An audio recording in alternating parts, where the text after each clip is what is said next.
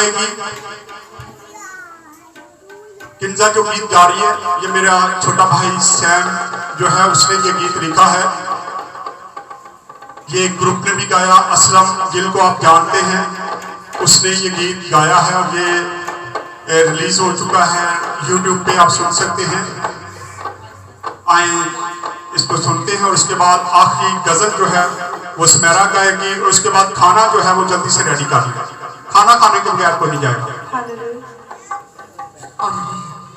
लम्हा कैसा लम्हा